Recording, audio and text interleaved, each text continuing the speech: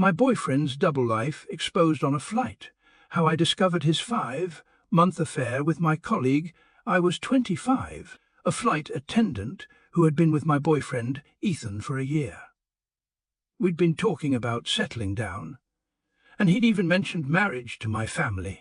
I was swept up in his promises and sincerity, feeling like I'd finally found the guy who understood me, especially given my erratic schedule. My job demanded that I hop from city to city, sometimes even country to country, and I always worried it might strain a relationship. Yet Ethan seemed perfectly accepting, telling me he admired my passion for flying, that he adored my uniform, and boasted about introducing me to his friends as his future wife. Looking back, there had been no major red flags. A few times, he'd be strangely unresponsive late at night, or mention a casual guys' night out at clubs, but he always gave me some sort of plausible excuse. I guess I wanted so badly to believe him that I never pried too much. I felt special, hearing him insist he only had eyes for me. Last week, though, everything fell apart. I was on a routine flight, working in the economy cabin, chatting with a colleague I'll call Keisha, a fellow flight attendant I'd befriended only recently. We were on a layover together, grabbing a coffee in the airport lounge, when she mentioned her sort of boyfriend. In passing, she flipped her phone around and showed me a picture. My heart lurched. I recognized Ethan's face immediately. "Fear, did you meet him?" I asked, voice trembling. Keisha casually explained that they'd been together about 5 months, having met at a club downtown. I tried to swallow a rising wave of nausea, forcing myself to keep a calm facade. 5 months. I mentally counted back. That meant he'd been seeing her half of the time he'd been with me. The next few hours, I was in a daze, performing my duties as flight attendant with a forced smile. Inside, my mind spun with questions. Had he lied about everything? All those times he said he was busy or out with friends. Was he with her instead? When we landed and had a moment to talk privately, I told her we needed to share more details. "This might sound insane," I said, leaning in close. "Ethan is my boyfriend." She stared at me, blinking. "Impossible," she said, showing me more pictures. Dates with him at various clubs, dinners, bars. I recognized the same grin, the same shirt I'd bought him for his birthday. A cold sweat prickled my skin. I scrolled through her phone, seeing timestamps that confirmed their relationship overlapped with ours. I felt sick.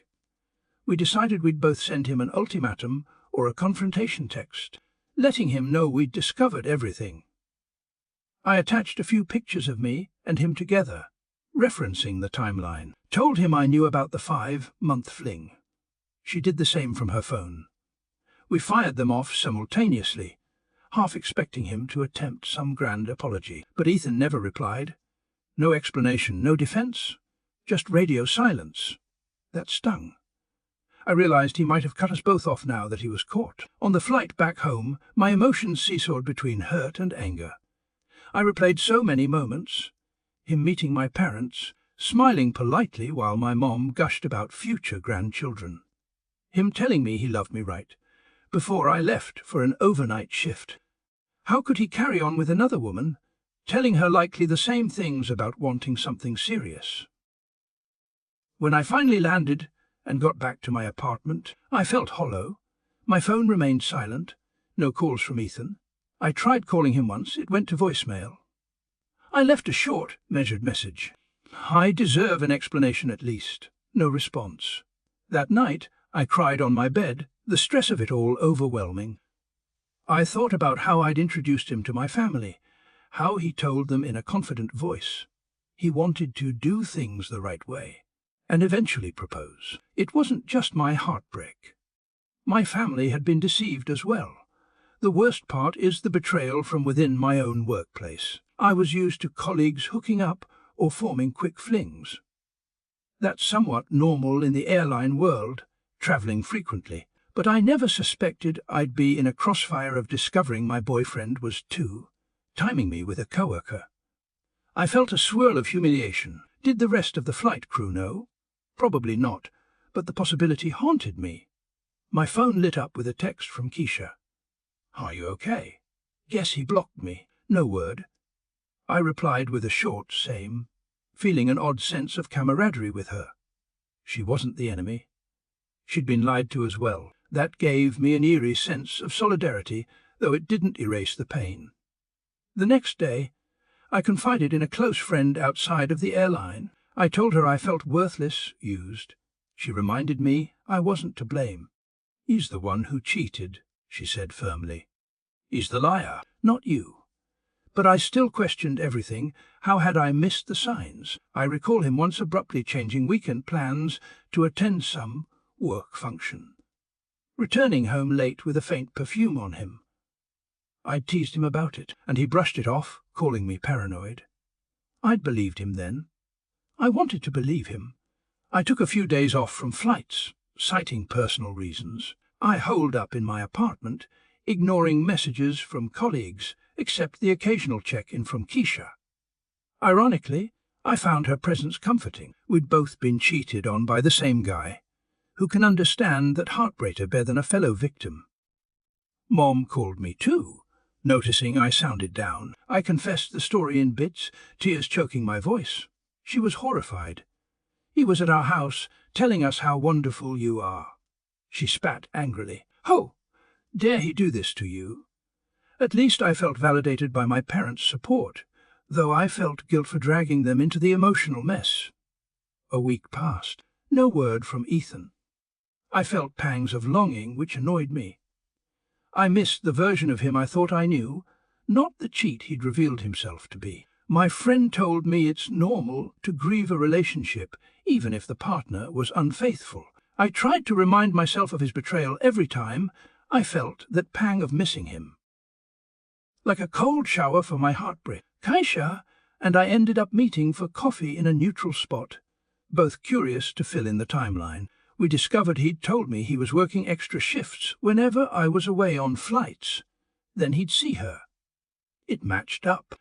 I also found out he'd told her I was just a friend from out of town, whenever we'd occasionally cross paths on social media. The nerve of that. We concluded he must have had a spree of lying to keep track of. It amazed me how brazen he was. No wonder he ghosted us once discovered. No apology, nothing. As I prepared for my next flight assignment, I felt a new sense of caution. I realized I might run into people or passengers who had similarly tangled love lives. I wrote in my journal, "Trust is a fragile thing. Once broken, it's never the same." I vowed to be more vigilant in future relationships, to watch for the subtle clues I'd overlooked. I told Keisha that I was blocking him entirely, phone and social media. She did the same. We joked about wanting to send him a final "fuck you," but decided it wasn't worth the energy. Better to move on and let him fester in his own cowardice. I tried focusing on upcoming flights to Europe, exploring new destinations, meeting interesting passengers, immersing in the travel buzz. Ironically, traveling, the thing that set me up for heartbreak, was also my refuge. Mom and Dad asked if I wanted them to confront him. I said no. I just wanted him out of my life. Hearing or seeing him again would dredge up pain and anger. I'd rather he remain a cautionary tale of how some men can be so casual with hearts. I found some solace imagining him alone, perhaps trying to spin a new lie for his next conquest. I no longer needed to be part of that story. Months later, I feel stronger. The betrayal still stings if I let myself dwell on it, but mostly I see it as a rough lesson in heartbreak. I lost a man I thought was my future, but I gained the wisdom to never again ignore my instincts. I realized I had an inkling of his capacity for deception. Some nights I sensed something was off. I vow next time I'll pay attention, I'll trust my gut. For now, I continue my flights, finding thrill in each new city. I remain in contact with Keisha, occasionally exchanging sympathetic nods about the jerk who fooled us both. I suppose I should be grateful we discovered him at just 5 months in her case, and just a year in mine. It could have gone on longer, or ended with more devastation. I hope he learns something about accountability, though I doubt it. Cheaters rarely do unless they face real consequences. My mind still baffles at how he could stand before me and my family, talk about marriage, yet be romancing another woman behind the scenes. But I release that confusion. In the end, I choose not to let his betrayal define my worth.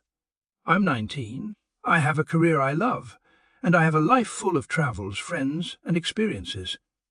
I'll find someone else eventually.